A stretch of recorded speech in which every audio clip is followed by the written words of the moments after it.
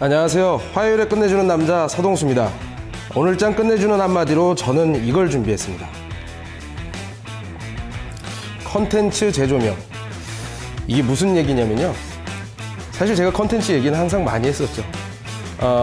근데 오늘 뉴 엔터테인먼트 월드라는 영화 제작 및 배급사가 오늘 신규 상장을 했습니다. 사실 오늘 이번 올해 2014년도 실적이 굉장히 부진했음에도 불구하고 중국의 지분 투자 15%를 힘입어서 상장 승인을 하는, 그리고 상장을 하자마자 상한가를 기록하는 모습을 보여줬었는데요. 과연 이러한 것들, 시장의 우려와 달리 기대감이 지금 굉장히 큰 상태인데, 이런 것들이 우리나라에서 지금 제작되고 있는 드라마 콘텐츠라든가 영화 콘텐츠, 과연 미래에 어떻게 움직일 것인가, 이런 것들을 제가 한번 정리를 해드리고자 합니다. 자, 그럼 오늘은요, 그 콘텐츠 재조명으로 제가 주식시장을 끝내주게 정리해드리도록 하겠습니다.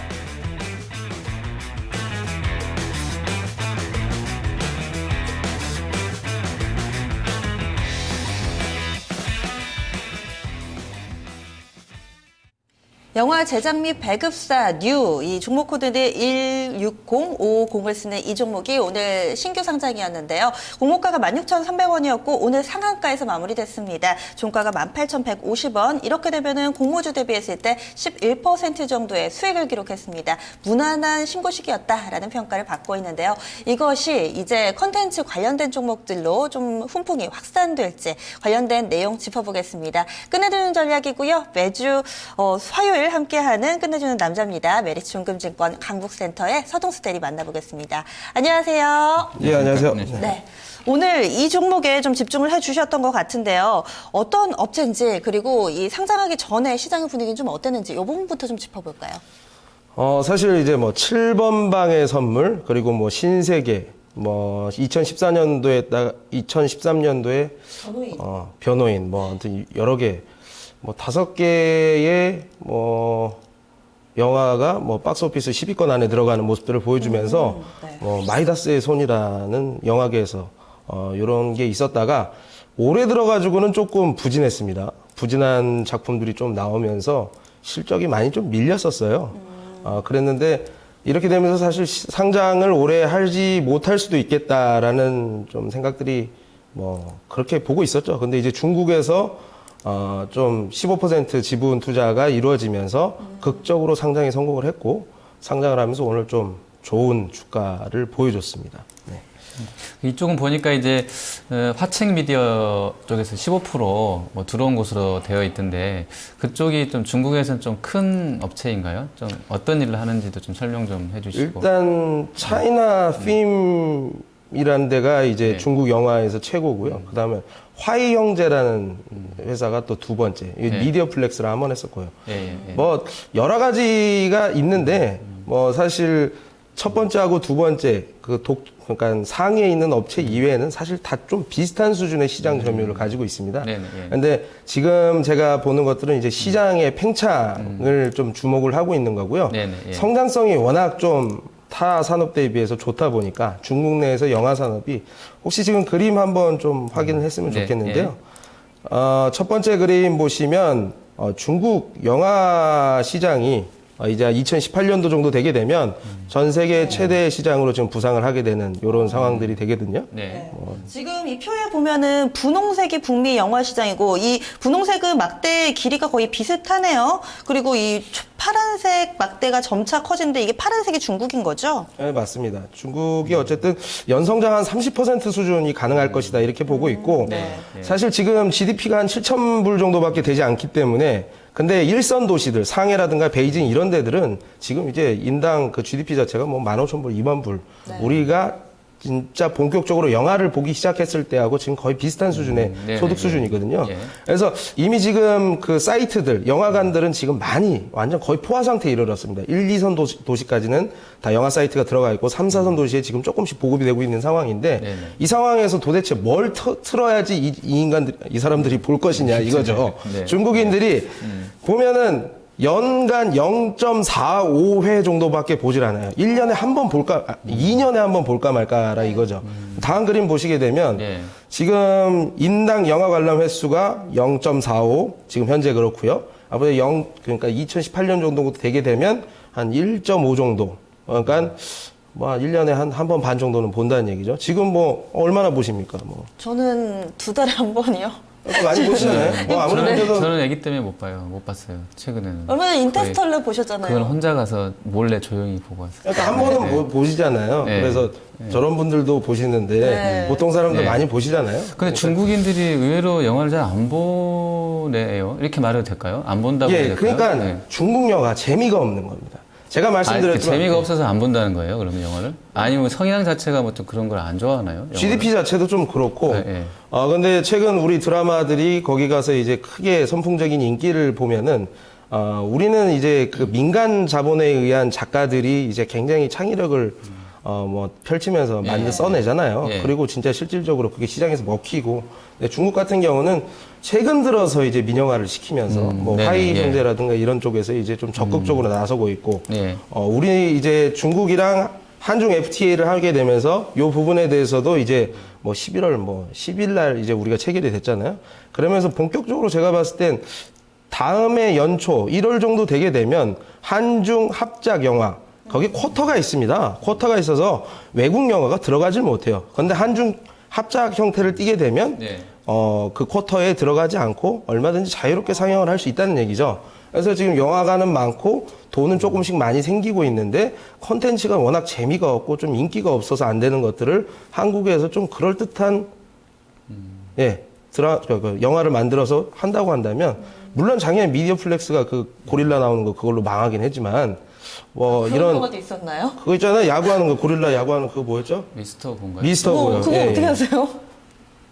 그게 미디어 플렉스에서 했습니다. 네, 그래서 모르는 망할 수 있어요. 네. 망할 수 있지만 그게 로컬라이제이션을 한답시고 뭐 여기 조금 이 성향 붙였다 요 성향 붙여가지고 결론적으로는 한국에서도 인기 못 얻고 중국에서도 인기 못 얻었는데 그냥 우리 정서를 그대로 그쪽에 딱 옮겨가지고 어떻게 뭐 히트를 칠 수 있는 작품이 조만간 나올 거라고 저는 보고 있고요.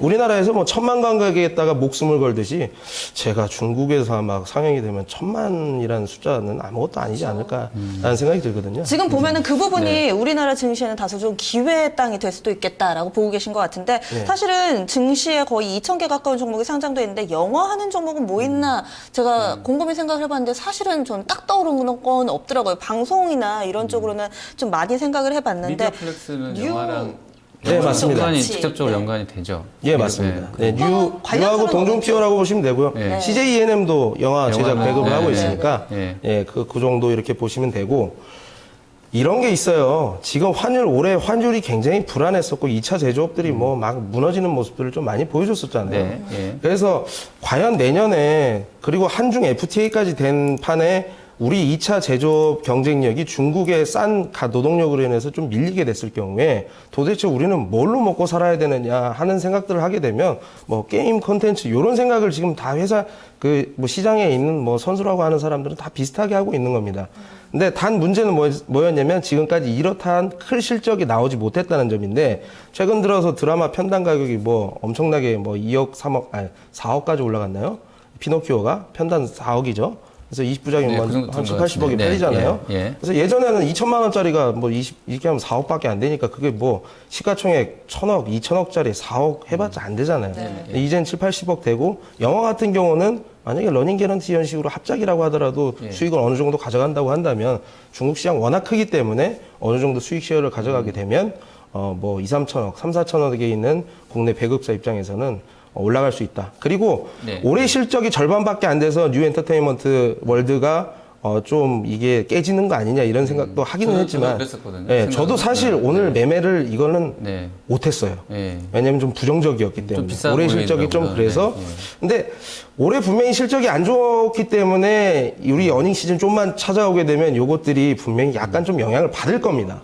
영향 받겠지만 그때를 매수 기회로 삼으면 내년 1Q 그리고 상반기에 이제 시작 스타트가 계좌에서 굉장히 좋게 시작을 할 수 있다라는 점을 보시면 될 것 같아요. 확실히 좀 부문 붐인 것 같은 게요. 내일 네, 이 예. 코넥스 쪽에 또 상장하는 종목 보니까 네네. 레몽레인이라고 또 드라마 만드는 회사가 또 신규 상장을 하더라고요. 요즘에 좀 이런 관련된 종목들 어떤 점차 레인이라고요? 레몽레인이라는 회사가 레몽레인이요? 네, 코넥스에 상장을 하더라고요. 드라마 뭐 성균관 스캔들, 뭐 야경뿐일지 예, 예, 이런 예. 만든 회사라고 하던데 지금 보면은 점차 관련된 주가 그만큼 많아진다는 거죠. 보면 제작사 있고 또 연예인 소속사 쪽 있잖아요. 뭐 YG 엔터테인먼트 이쪽도 있고 또 방송사 쪽까지도 좀 확대를 해볼 수 있을 것 같은데 어디에 좀 집중을 해보는 게 좋을까요? 방송사는 제가 봤을 땐 이게 큰 맥락이 굉장히 큰 싸움에서 시작이 됩니다. 중국의 컨텐츠 시장이 세계에서 가장 큰 시장이고 그 모바일 플랫폼 유통업자들인 뭐 텐센트라든가 알리바바의 경쟁으로 인해서 저 양질의 컨텐츠를 얻고자 하는 수요가 굉장히 자기네의 이익에 출혈을 내면서까지 컨텐츠를 무작위로 지금 사들이고 있고 예. 그리고 그 컨텐츠에 대한 값어치를 공산당에서 절대 무료로 유통하지 못하게 만들어 그 백그라운드를 만들어주고요. 또 이런 데 관련돼 가지고 이런 것들이 또 보안하고도 또 연결이 되게 돼 있거든요. 근데 지금 맨 첫째 단에는 가장 지금 이미 지금 시작되고 있는 것들은 드라마가 가장 가깝고 그 다음에가 한 영화 정도? 영화도 근데 그 GDP가 중국인들의 GDP가 네. 막 성장을 하고 전체가 10,000불, 20,000불이 나오려고 그러면 그래도 한 5년에서 10년은 걸리지 않겠습니까?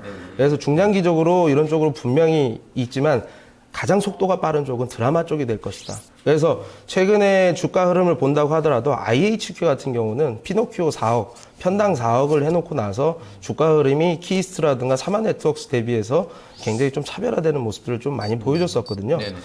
그렇기 때문에 뭐 이제 드라마를 일단 중점적으로 봐야 된다. 그래서 키이스트, 웰메이드 예당, 그리고 IHQ, 사마네트워크스 요 정도. FNC는 좀 어떻게 보세요? 그 AOA 들어가 있는 오늘 배당한다고 그래서 주가 400원인가요? 좋더라고요. 예, FNC 같은 경우도 뭐 같은 맥락이다라고 보시면 될 것 같고요. 중국에서 이런 그 모바일 플랫폼들의 경쟁으로 인해서 수혜를 보는 중국 밸류 체인을 여러 가지로 한번 생각을 해보셔야 된다. 하지만 제가 생각하기에는 드라마가 맨 첫 단이고 가장 크게 움직일 가능성이 크다. 예. 알겠습니다. 드라마 콘텐츠 관련주들 좀 봐야 될 것 같고요. 그리고 보안주들이 지금 뭐 소니 해킹 나오면서 이제 뭐 안티 해커 상장지수 펀드 뭐 이런 게 좀 글로벌하게 좀 좋았다 하고요. 시만텍이라는 그 회사 보니까 글쎄 이제 월간 기준으로는 아주 강력한 시세는 아니어도 상승세이더라고요. 뭐 그쪽 보안 업체들 주가도 글로벌하게 보면 우리 증시에서도 이제 뭐 좋았던 흐름이고 오늘 이제 이스소프트 같은 경우는 상한가로 그냥 좀 마감이 됐던 흐름인데 이 보안주들은 조금 더 갈 수 있을까요? 어떻게 보세요?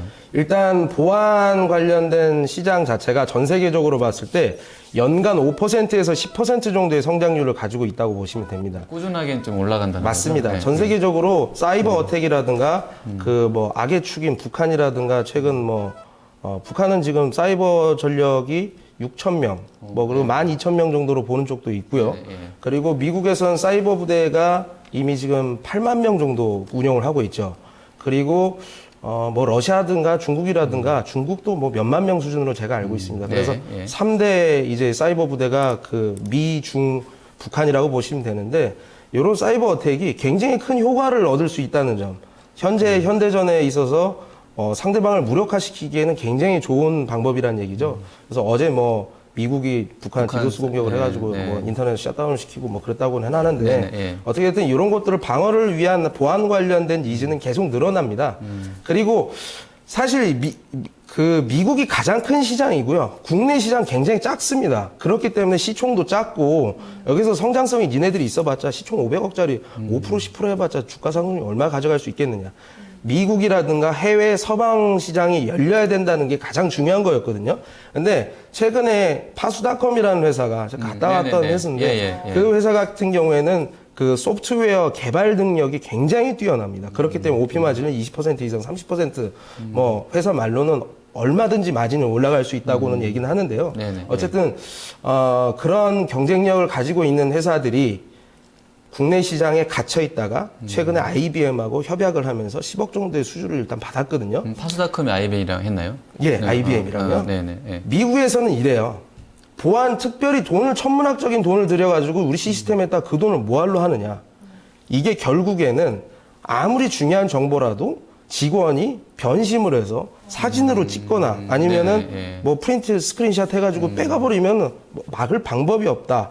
그래서 그 노동 계약을 쓸 때 네가 만약에 우리 고객 정보라든가 우리 회사 내부 정보를 밖으로 빼낸다고 한다면 너를 해고시키고 모든 구상권을 청구시키겠다라고 시작을 해서 그 보안이 유지가 돼요.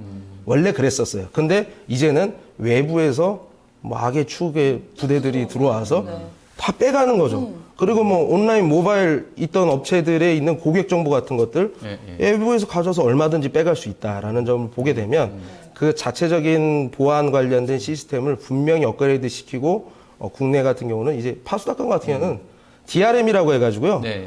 비디오 파일이라든가 모든 파일을 암호화로 시켜가지고요. 정해진 디바이스가 아니면 열리지가 않게 돼 있습니다. 그래서 이제 국내에서 독보적인 자리를 가지고 있고 해외는 아예 있지도 않은 기술이에요. 그래서 이런 것들이 점차 나가는데 해외에서 지금 활로가 조금 열렸기 때문에 중장기적으로 저 충분히 올라갈 수 있다고 보고 있습니다. 네, 그리고 보니까 일정을 보니까 내년에 3월 18일부터 이제 20일까지 그 보안 엑스포가 또 열리더라고요, 한국에서. 그래서 지금 뭐 중장기로 좀 보시자고 말씀해 주셨는데, 요런 그 보안 관련 쪽들은 좀 내년 3월이긴 합니다만 좀 계속해서 좀 모니터링을 좀 하셔야 될 것 같습니다. 그리고 한 가지만 더 말씀드리겠습니다. 보안 관련된 것들이 매출이 하반기 항상 쏠리게 돼 있습니다. 하반기 연초에 시작하기 전에 수주를 항상 많이 때리거든요. 많이 넣거든요. 근데 그러고 나서 상반기에 수주가 항상 거의 없다시피 할 때가 굉장히 많아요. 그렇기 때문에 지금 만약에 매매를 하시겠다 그러면 단기적으로 수익을 계속 내시면서 가는 게 맞고요. 요거를 괜히 내년 뭐 5년까지 들고 갈까 그렇게 되면 내년 상반기에 괜히 마이너스 20-30%로 계속 항상 계절적으로 그때 좀 안 좋다는 계절성이 거죠? 있기 때문에 상반기에 매수를 길게 보시는 매수는 상반기에 하시는 게 오히려 좋다. 그리고 오늘 장에 좀 두드러졌던 테마주들 몇 가지만 좀 짚어볼게요. 이 데크플레이트, 그러니까 장수명 주택 인증 의무화, 뭐 이 부분과 관련해서 관련된 종목들 부각됐다라는 내용들 있던데요. 우선은 장수명 주택 인증, 이 부분이 뭔지 뉴스부터 좀 간략하게 전해주셔야 될 것 같아요. 장수명 주택, 저도 이거 잘 몰랐어요. 잘 몰라서 오늘 사람 이름 봤는데 같아요. 뭐 장수명. 국토해양부에서 뭐 장수원 씨 생각나죠? 네. 괜찮아요? 뭐 이거 있잖아요. 어쨌든 아주 개그하시잖아요. 그 생각 괜찮아요? 많이 안 괜찮아요. 놀랬죠? 이거 있잖아요. 네. 로봇 연기. 네. 로봇 연기 창시자 장수원 씨.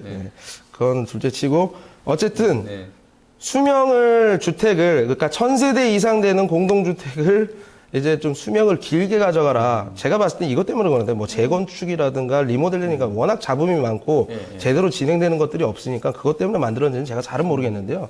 이렇게 되게 되면 기존의 콘크리트 철근 구조를 뭐 H빔 구조로 바꿔야 된다고 하더라고요. 그래서 큰 빌딩들 있잖아요. 뭐 롯데월드, 제2롯데월드 123층이라든가 아니면 뭐 목동의 하이페리온, 타워팰리스 이런 것들은 이런 H빔 구조로 가게 되는데 거기에서 데크 플레이트가 꼭 필요하다고 합니다. 그래서 이렇게 되게 되면 장수명 주택을 가게 되면 사실 모르겠어요.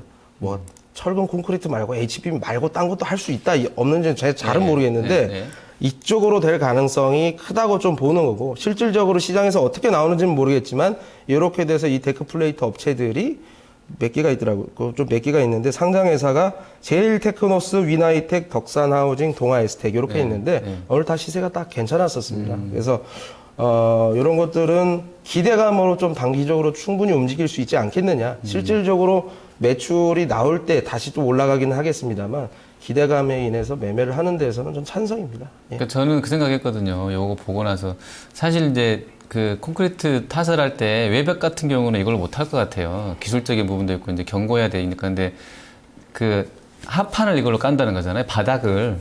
바닥에 원래 철근 깔고 이렇게 이제 콘크리트 넣고 그러는데 그 철근으로 이렇게 그 가로 세로 이렇게 횡으로 만드는 거 말고 이미 짜져 있는 이 플레이트를 갖다 깔아서 그냥 콘크리트 붓게 하겠다 이런 얘기인 것 같은데 이게 되면 아까 1000세대 이상이라고 그러셨나요? 예, 맞습니다. 그러면 상당히 진짜 그 연구원도 리포트를 냈던데 엄청나게 많은 물량이 들어갈 수도 있을 것 같아요. 아파트 뭐 깨고 부시고 새로 짓고 하다가 보면. 그래서 이게 되겠다 싶었는데 진짜 아까 대리님 말씀해 주신 것처럼 시세가 다 좋았던 것 같고 거래도 오늘 뭐 바닥권에서 엄청 터진 것 같아요. 뭐 유나이텍 같은 경우도 상당히 했던 것 같고요. 근데 조금 그동안에는 그러면 또 왜 못 올랐을까 이런 부분을 좀 고민을 또 해보게 되는데 어쨌든 그런 부분은 또 좀 보셔야 될 것 같아요. 네, 예, 지금 두 예. 분 모두 이쪽에 예. 대해서는 좀 긍정적으로 봐주신 것 같고요. 예. 그리고 사실 이 질문은 제가 좀 막판에 갑자기 좀 드는 생각인데 LED를 안 짚어보고 갈 수가 없을 것 같아요. 많은 분들 궁금해하실 것 같은데 문제는 시세의 연속성입니다. 이 중국 쪽의 보조금과 관련된 얘기가 좀 나왔는데 보조금 그러니까 폐지에 대한 얘기가 나왔는데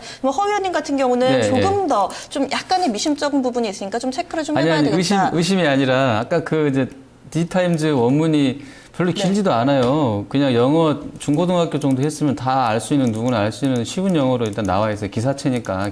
근데 봤더니 그냥 그 예전에 10월인가 그 우리 전자신문 쪽에서 썼던 거랑 그 유사한 내용인데 이제 그거를 주냐 안 주냐를 정확하게 이 사람이 정해놓지 않았대요. 그래서 네. 예전에 한 번 또 그 IT 일부 업체 중에 이런 그러니까 허위 보도 막 이런 건 있었었잖아요. 그러니까 네. 잘못 오보인 거죠. 오보 우리로 치면 오보라서 좀 그거는 믿어야 될지 말아야 될지. 예, 그 생각을 했다는 거죠. 왜냐하면 그게 정확한 정보면 그쪽에 주기로 했던 그 30억 위안 같은 경우도 어떻게 할 건지에 대한 정확한 뭔가가 나왔을 것 같은데 그 얘기는 쏙 네. 빼놓고 그냥 네. 보조금 없어 뭐 이런 식으로만 네. 나오니까 좀 그랬었다는 거죠. 지금 보면 예. 수급도 좀 엇갈려요. 서울반도체 상한가 같지만 기관은 샀고 또 외국인은 팔았습니다. 대리님은 어떻게 보세요? 연속성. 일단 저 이게 오늘 증시를 팔로우업을 한 게 1시 부근이거든요. 네. 그래서 정확하게 보지는 못했는데 제가 그냥 넘겨 듣기로는 세금 관련된 문제로 인해서 뭐 중국 업체들, 경쟁 업체들이 좀 불리하게 되면서 서울반도체가 반사수혜를 얻지 않겠느냐라는 게 네네네. 시장에서의 반영이었었는데 예. 제가 봤을 땐 그 정도 가지고 펀더멘탈이 괜찮아질 수 있는 지금 비즈니스 모델이 지금 아닙니다.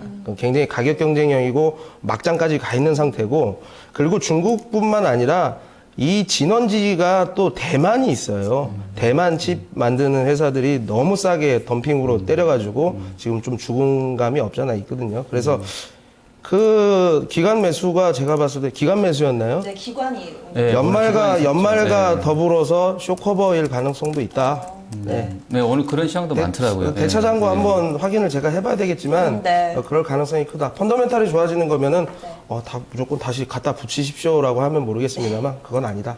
그럼 빠르게 내일장으로 가볼게요. 내일장 전망과 함께 또 한판 승부도 띄워주시죠. 제가 근데 화요일마다 나올 때마다 이 장이 네, 어려워요. 제가 지난주에 솔직히 나와가지고 목요일 날 나오셨어요. IH 목요일 날 IHQ하고 코덱스 레버리지 사야 됩니다 해가지고 오늘 딱 보니까 맞더라고요. 맞았는데 네, 적중하셨죠. 억울한 게 뭐냐면 내가 나오면은 장이 항상 뭐 같으니까 이게 뭘 말해도 신뢰감이 없는 거예요 사람이. 아닙니다. 네, 네. 네, 많은 그래서 분들이 아실 거예요, 아마. 어쨌든 주식은 아주 기분이 안 좋을 때 사야 됩니다. 기분이 아주 안 좋을 때 사야 되고 지난주에도 제가 안 좋을 때 쓸어 담으라고 분명히 말씀드렸지만 네. 오늘처럼 안 좋은 날 네. 코스피는 지금 또 묻지마 외국인 매도가 나오고 있는데 도대체 저 원인을 못 찾겠어요. 못 찾겠고 그리고 코스닥은 제가 분명히 올라가는데 대형 코스닥 중심으로 올라가게 된다. 그래서 결론 게임빌로 가야 된다라는 얘기입니다. 네, 그럼 한판 승부처 게임빌로 제시를 해주신 거죠. 네. 그러면 이유 간략하게 한 번만 더 좀 정리를 해주세요. 글로벌 퍼블리셔로 가는 그림이 한 계단 한 계단 맞춰지고 있다. 크리티카, 엘룬사가 그리고 다크 어벤져 2, 뭐 1억 내외 매출들이 하나하나 해가지고 계속 매출이 계속 믹스가 늘어나고 있습니다. 늘어나고 있고요. 이렇게 되게 되면 3분기 대비 4분기 실적이 분명히 좋을 겁니다. 그리고 하나의 기대감은 뭐냐면 별이 되어라라고 해서 국내에서 그 검증이 된 게임이 글로벌 출시를 앞두고 있다는 점. 언젠진 모르지만 이런 것들이 기대감과 4분기 실적 개선으로 인해서 15만 원 정도까지는 리턴을 충분히 가능하다라고 말씀드리겠습니다. 알겠습니다. 오늘 말씀 고맙습니다. 예, 감사합니다. 네, 감사합니다. 끝났네.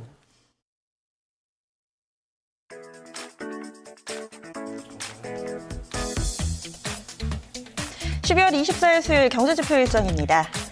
오늘 밤 미국에서 여러 가지 경제지표 나오는데요. 11월 신규 주택 판매, 개인 소비 지출, 내구재 주문 나옵니다. 3분기 GDP 성장률 확정치와 함께 개인 소비 확정치도 발표되고요. 10월에 연방주택금융청 주택가격지수 나옵니다. 12월 미시간대 소비 심리지수도 발표됩니다. 내일장 국내 증시 코스닥의 신규 상장 종목 총 6종목입니다. 오킨스전자 공모가 7,100원이고요. 서전기전 공모가 6,500원, 아스트는 9,500원에 신규 상장합니다. 이 밖에도 하나 머스트 스펙 3호와 KB 스펙 5호, 교보 스펙 3호 이렇게 스펙 3종목도 함께 상장하고요. 코넥스에는 2종목 있습니다. 엑시콘 공모가 4,940원, 레몽레인 9,000원에 신규 상장합니다.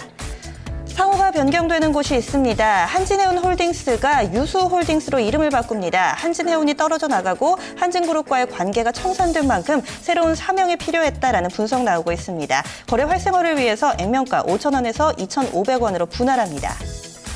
추가 상장 종목입니다. JW 중해신약과 JB 어뮤즈먼트, SPG는 신주 인수권 행사합니다. DNF는 전환사채 물량 추가 상장하고요. 미원화학과 영우, 동남합성은 스톡옵션 물량 추가 상장합니다. 네, 지수가 이제 21선 앞에 두고 좀 숨고르기에 들어갔습니다. 지금 조정일지 아니면 상승이 연장에 나올지 주목이 되는데요. 자, 앞으로 지수 패턴도 잘 지켜보시면 좋을 것 같습니다. 시청해주신 여러분 고맙습니다.